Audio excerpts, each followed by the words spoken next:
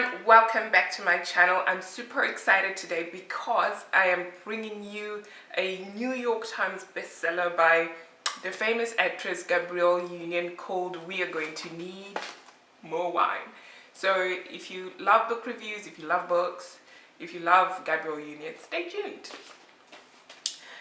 So I picked this book up because I saw an interview of Gabrielle Union where she was promoting her book, and the title of it, We Are Going to Need More Wine, just sounded captivating to me, as well as the fact that it is a New York Times bestseller. I was like, what? People can't be wrong. So I picked it up, and to be quite honest, this book is very different from the books that I usually read. Like most of the times, the biographies or sort of books by people, famous people that I usually pick up are mostly full of lessons, like sort of like they'll be like, one, go for your goals, two, dream big kind of thing, and then they sort of interweave their story into the lesson. But with Gabrielle Union, she didn't do it like that. So she just purely was talking about her life story. And so we see her from her early days in Pleasanton, when she was when she was trying so hard to assimilate into the white culture, because she went to a predominantly white school, and so she was always trying to fit in.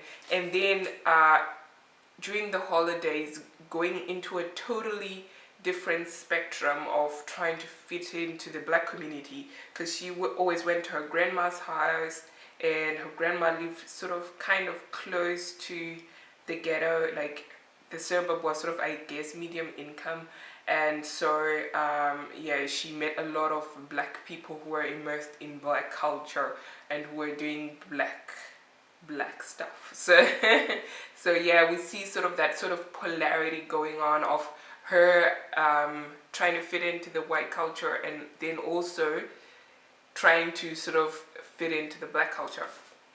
But overall, I actually quite enjoyed the book, even though I wish it had many more life lessons rather than just being a story of her life. But otherwise, I felt it was good.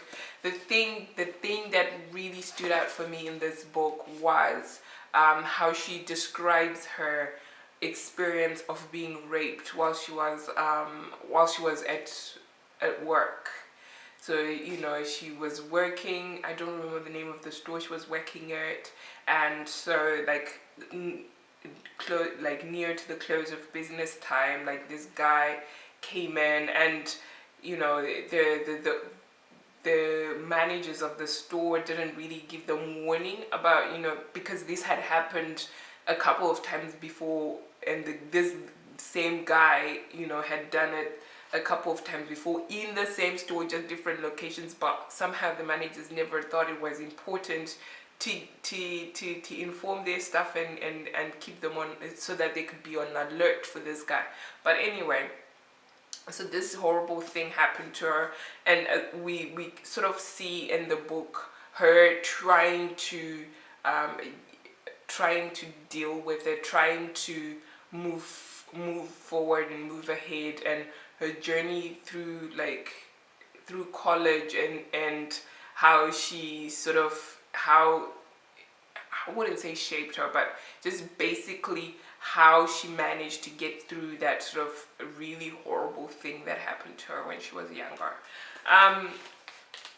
Overall, I felt like, you know, this book really touched on a lot of issues. It touched on definitely rape, and the aftermath of it.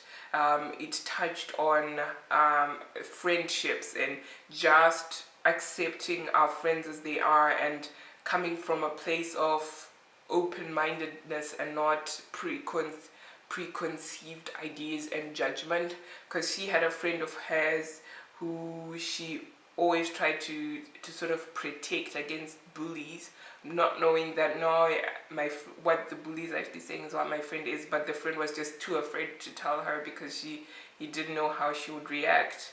Anyway, yeah, so that was the other thing that I really got from this book was the need to sort of fit in.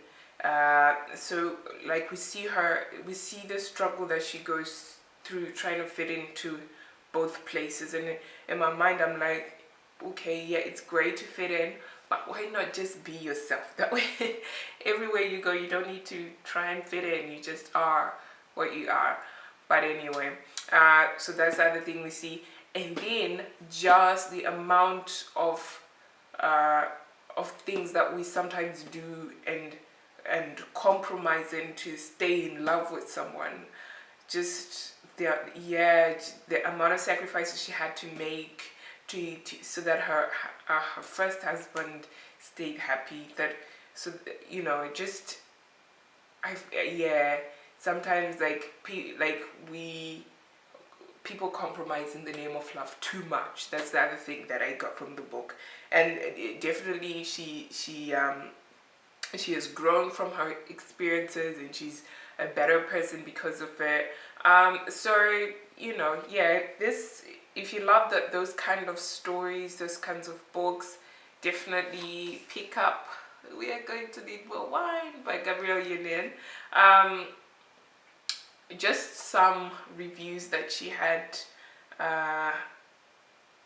from Mindy Culling, I think, from Mindy's project. I think the Mindy project, I think that's her, Mindy Culling. Her review of the book was, I love this woman in a book. So you know, yeah, she's got pretty good reviews. From the Washington Post, it says searing and powerful. Yeah, so she had a good message, and I felt like she really used the platform well to deliver it. And yeah, I think I don't know if she's written any books before, but if this is her first book, I think it was a really good effort by her. So thank you so much for hanging out with me today for this book review. Definitely stay tuned. I'll be releasing videos every week, so please subscribe.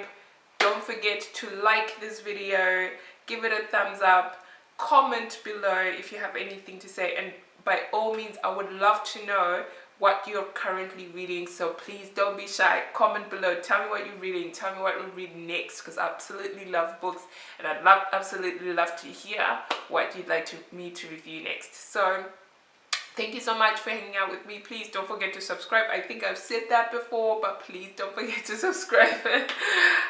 Till next time, stay blessed.